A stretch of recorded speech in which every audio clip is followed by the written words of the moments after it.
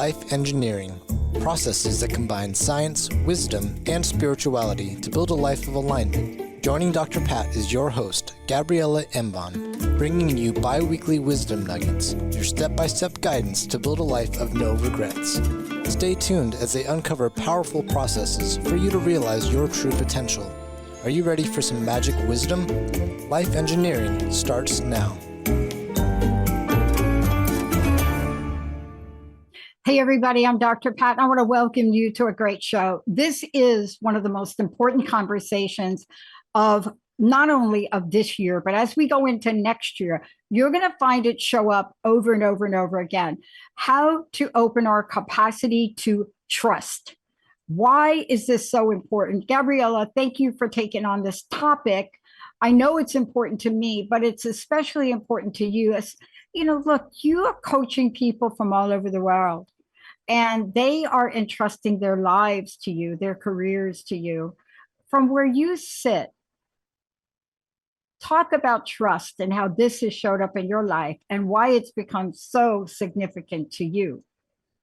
Absolutely. And, you know, it's all about opening our capacity to trust. It's not I trust or I don't.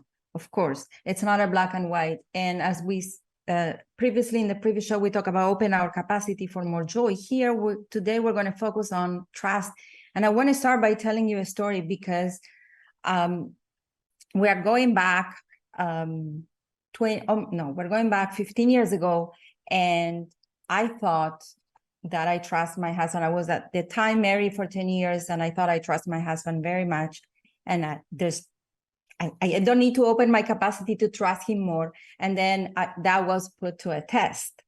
And the test was that at my daughter's daycare at that time, they were doing a fundraising. And the fundraising was Dancing with the Stars.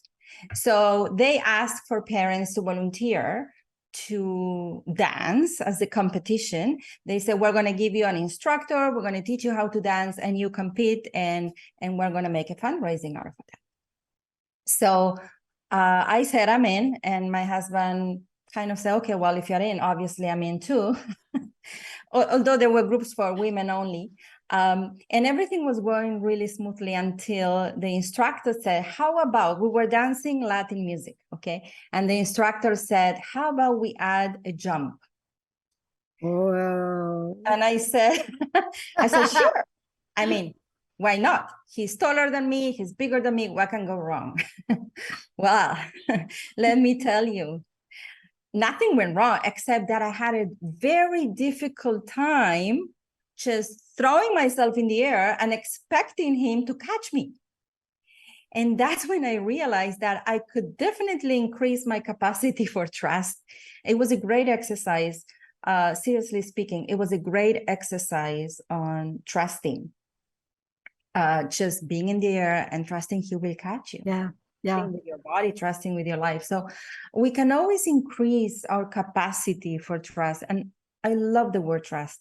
The reason that I love the work, the process, the work that entails to open our capacity for trust is because trust, for me, has many other beautiful virtues hidden or integrated in that word. The virtues of communication, the virtue of acceptance, accepting other people for who and what they are, honesty, respect. So we're going to be talking more about that today. I'm very, very excited for this topic.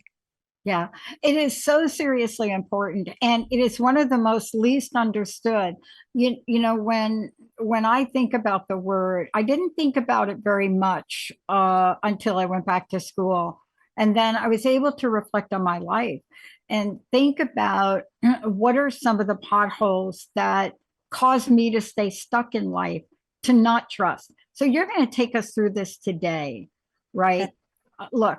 Thank you for that beautiful story, because I love Latin dance. And you know what, if somebody would ask me, like, are you ready for the jump? I would have had to go home and think about it. So yeah, let's kick this off. Well, that's a beautiful way of increasing your capacity for yes, trust. it is. Yes, it is. Painful, right? It can be fun. But seriously speaking, trust is very important. A life without trust, of course, it's lonely. And it's painful. It's yes, it's painful, it's lonely, it's isolated. Yes, in a way, we can keep us, it can keep us safe because we don't let anybody else. But at the same time, we're very much isolating ourselves, and not just isolating ourselves from interaction with other people. We're actually also preventing ourselves from experiencing our purpose and our calling and what we're here to experience, because we need other people, right? We come here to serve. So our calling is always connected to other people. So we need people to fulfill ourselves, to have meaning, to feel meaning. So when we are not trusting, we're obviously depriving ourselves from that beautiful sense of fulfillment. And we're talking about fulfillment, trusting other people, trusting ourselves, of course, and trusting God, or whatever you believe in. So as we increase our capacity for trust, we're also increasing our capacity for fulfillment, for joy, for a more wholesome life. And that's one of the reasons that is so important to work on that. And the other reason that I find is important to work on trust is because lack of trust keep us in a very vigilant survival mode, right? It puts our body in stress, and that, of course, impacts our body, our mind, our spirit. And if we are operating from survival or from avoidance or guarding or keeping safe from, of course, it's very difficult to thrive, because thriving comes from our higher self, our soul, and not from the part that is trying to keep us safe and survive. So that's another reason why we want to increase our capacity, so we can really rise to new levels of fulfillment. Of course, it's not as simple, easily said than done, but it's worth it. It's so worth it. And I want to just say this. I don't know if we'll have time during this show, but when I can, I will. It was so significantly important to the body of research I did for my doctorate and postdoctorate that we had to include an entire section on the role of trust in psychological contract development, maintenance, and violation. It had never really been studied before in terms of what causes it, what can moderate it, between this thing that we call promises between two people.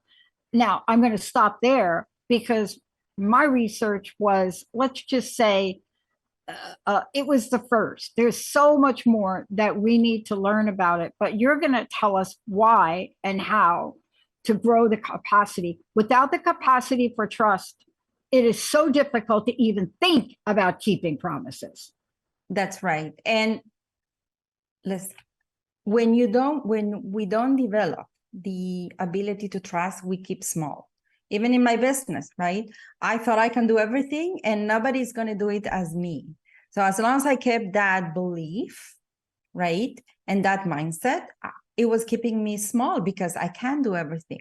The moment I learned to trust and allow other people to help me, not only they do it better than me in certain most of the time, but it allows me also to grow. So lack of trust keep us in survival mode. It keep us small. It prevents us from thriving, as we said before.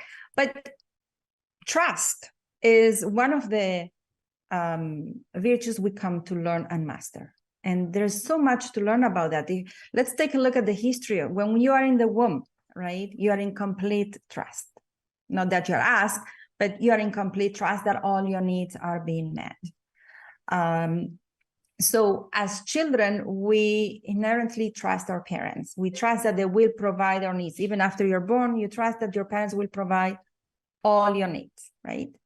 As a toddler, you continue to trust your parents to the point that if your needs are not met, young children tend to blame themselves.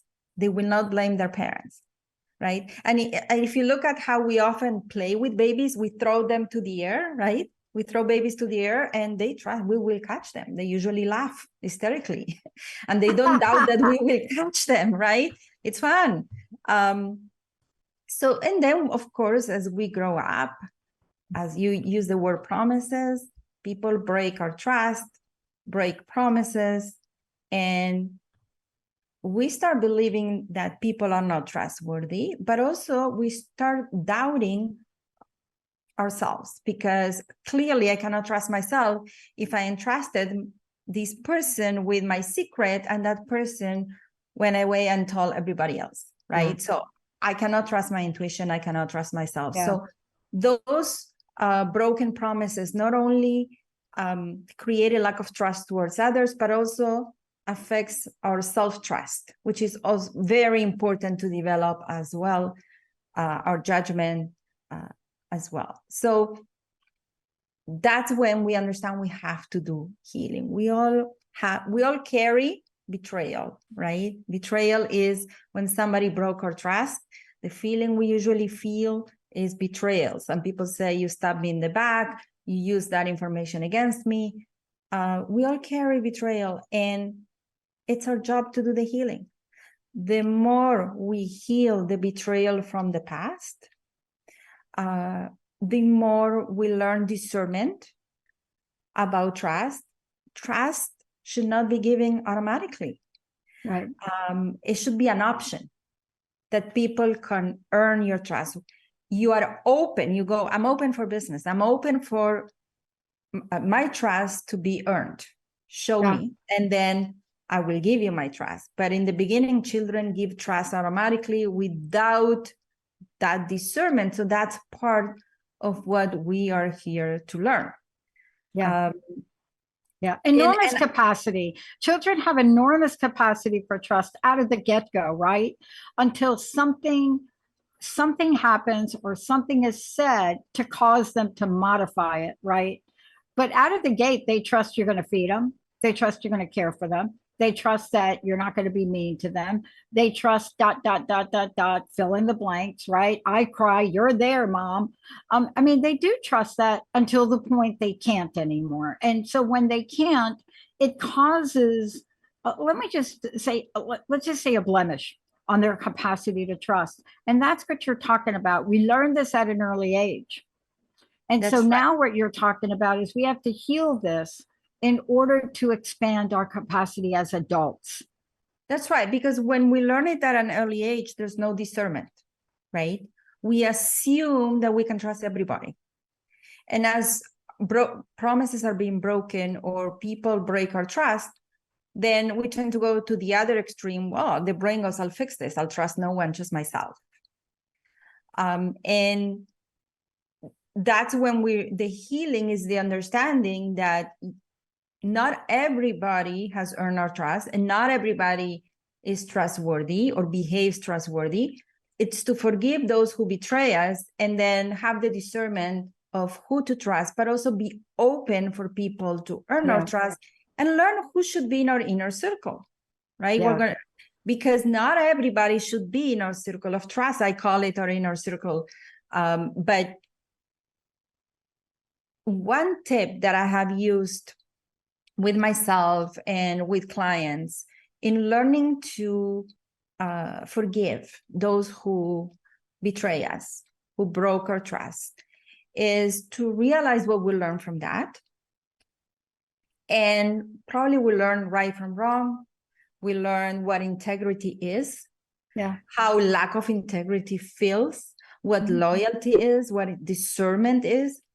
And once you acknowledge what you learn from that, is to really tell that person in your mind, of course, I no longer want to use you. I no longer want to use you to learn loyalty, discernment, integrity, right from wrong, how not to behave. Because in a way, if you look at this from a much more spiritual perspective, these are two souls that are serving each other. And if somebody can betray us, it's because that soul agreed to play that role so we can learn something. So we're using that soul, right? So I no longer want to use you to learn this. Yeah.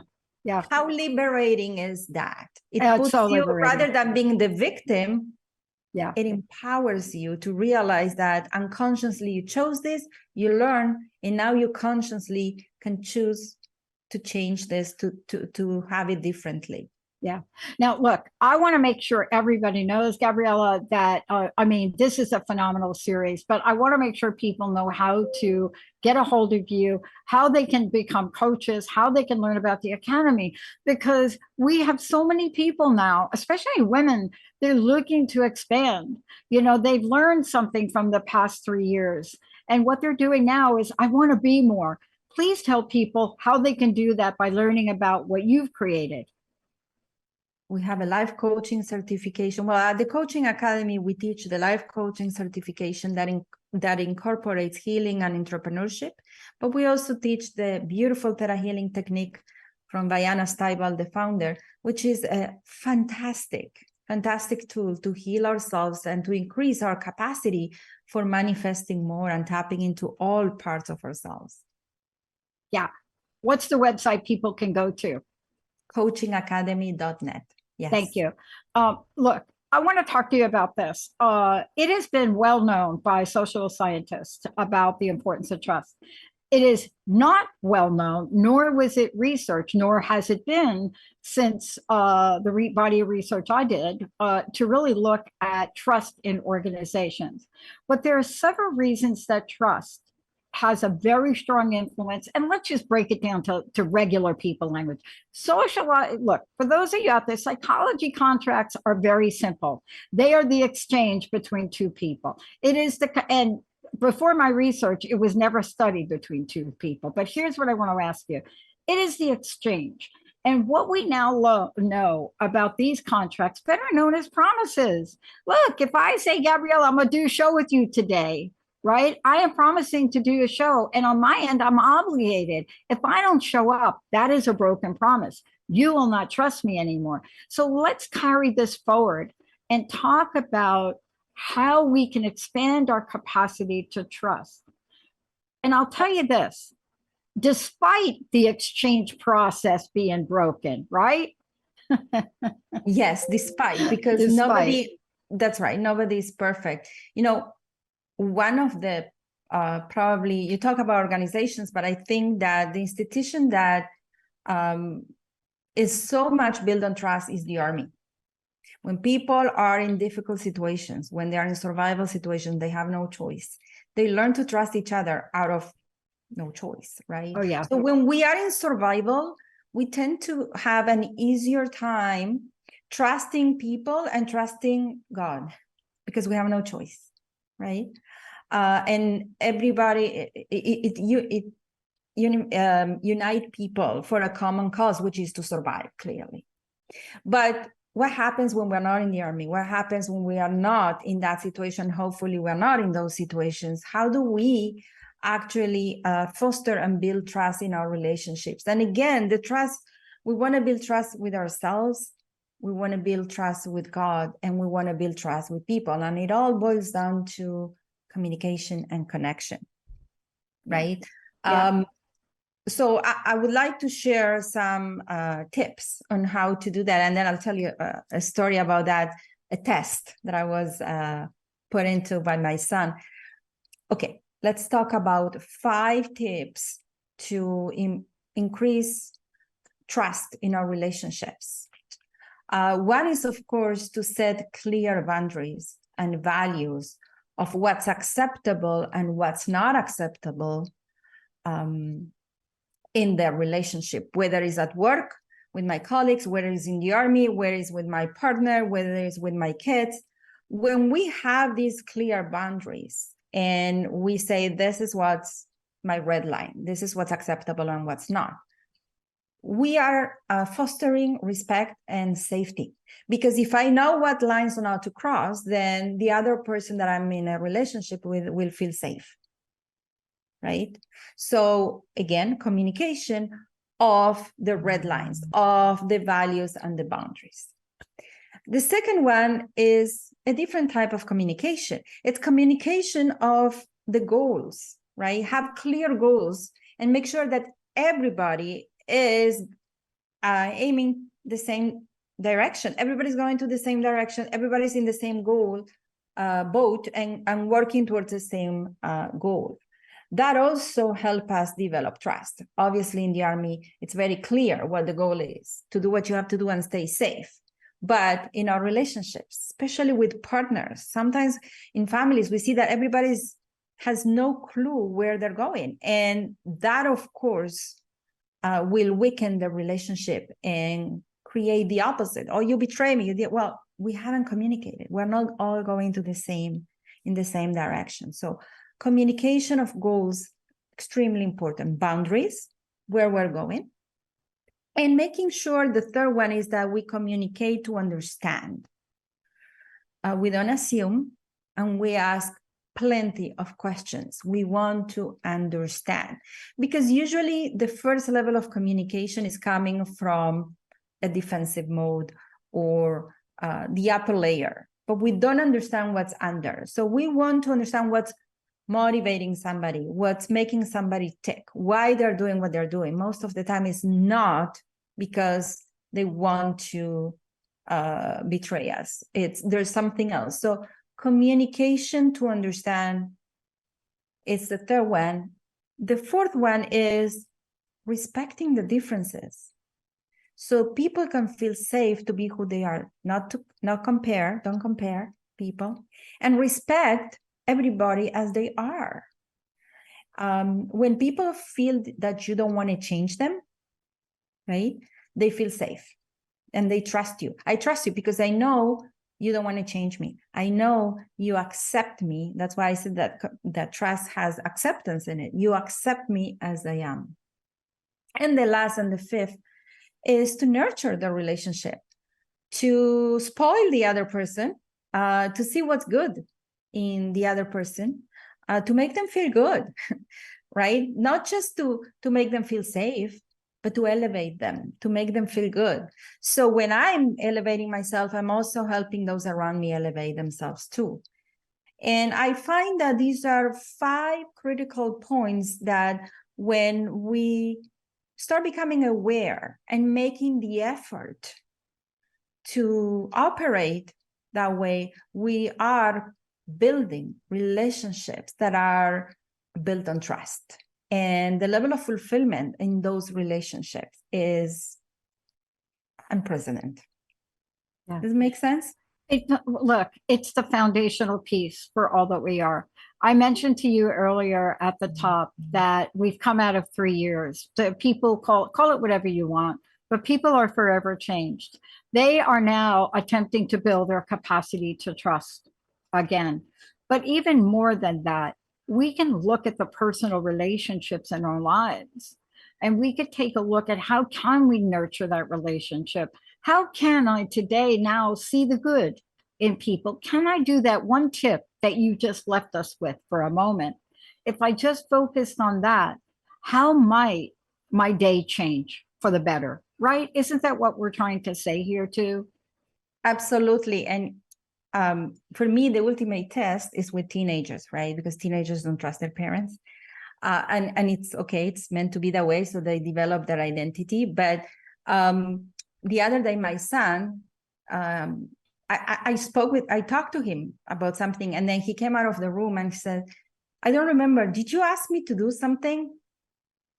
And I said, no, I didn't. I asked you if you want supper. I don't remember what it was. And I thought to myself, wow, he must have trusted me, because I could have, at that moment when he said, did you ask me to do something? I could have said, yes, I need you to empty the dishwasher and put the laundry, stuff that they do regularly. But at that moment, I didn't ask anything, but I could have used that. I could have taken the opportunity, right? And see, what can I get from you right now? How can you help me right now? But I didn't. So I said, no, I didn't ask you anything. And I found that the fact that he trusted me to ask without fearing that I will take advantage of the opportunity was a great test. And, you know, when my mom visited this summer, she said, it's incredible how when you ask your kids, and she was referring to the boys that are teenagers, you ask them for something, they actually do it, and they listen to you, and they come to you. And I said, it's true. And I said, I think it's because we have built a relationship of trust. And then I pondered so much more about that. And I realized that probably the reason is that if I ask one of them to throw the garbage, and I knock on their door, I open the door and I see them playing on the computer. And I said, can you please throw the garbage? They will say, does it have to be now or can it be in half an hour? And I would say, no. If it can be in half an hour, I'll say, no, you can finish your game and then throw the garbage. But if it has to be now, if it's urgent or important, I'll say, no, I need you to do that now. And because I don't abuse that, I don't always say it's important, I need you to do now. They trust me. So basically what I'm saying is, I respect you're playing video games. I don't see my needs more important than you're having fun with your video game. But when I say, if we are invited for supper and they don't want to join us, they will ask, is it important? And sometimes I say, this is important for me. I'm asking you to attend. They will. But many times I say, you know what? It's not. If you prefer to stay, you can stay. So it's because there's so much respect. Yes. And nurturing at the same time, we spoil them. I think that's why they trust. When I call them, they will come because they know I won't abuse the power per se. Yeah, that's what I was saying to you before. There's a mutual exchange that has happened over time. And That's that time has set up beautiful expectations where each of you understands the other. But you're right about respect. It is one of the top things people believe they're obligated to. Thank you for today. What do you want to leave us with today? Thank you for doing this show. It's such an important message, Gabriela. I love this topic. Thank you, Dr. Pat, for bringing this up, because I know it was this a topic you brought up. So listen, when we are young, right, we let everybody into our party. There's nobody guarding the door of our party because we consider that the more people in our party, right, the more cool we look. The wiser we become, the older we become, the more we mature, we start getting discernment of who should be in our party. We put a guard at the entrance, and not everybody should be in our inner circle. Not everybody is trustworthy. And not only that, we are okay with not having many people in our inner circle. We teach this in the You and Your Inner Circle Theta Healing class. We are okay with that it's not about how many people are there, but who is actually there, the quality of the people. And the fact that you love somebody, it doesn't mean that they should necessarily be in your inner circle. I always say, you love your 3-year-old. Do you trust them? For the most, no, right? So in your inner circle, it's not just the people that you care for, but the people that you can trust. And usually, the older we become, these are not many. And that discernment, it's very liberating. Yeah. Look, thank you so much for taking this topic out. Again, tell people how they can find out more about you and how they can find out more about the Academy. They can always visit us at coachingacademy.net, and there's a contact form. We'll be happy to talk to you. Yeah, thank you so much, Gabriela. I want to thank all of you for tuning us in and turning us on, right, Gabriela? I mean, this is an invitation for people to really expand their capacity to trust. Thank you for doing that. To be open. The fact that you were betrayed doesn't mean that you cannot trust again. Remember that. I think that if there's one tip to remember is that you can heal from betrayal, and you can empower yourself by saying, I no longer want to use you, to learn loyalty, discernment, integrity, right from wrong, and all these beautiful virtues. And then you're not the victim anymore. Wow. Thank you so much. Thank you all for tuning us in, turning us on. We'll see you next time. Thank you, Dr. Pat. Wow. You have been listening to Life Engineering, processes that combine science, wisdom, and spirituality to create a life of alignment on TransformationTalkRadio.com. Join host Gabriela Embon and Dr. Pat every first and third Tuesday at 11 a.m. Pacific for bi-weekly wisdom nuggets on how to create your perfect synergy between your mind, body, and spirit in order to realize your true potential. For more information, visit Gabriela at coachingacademy.net.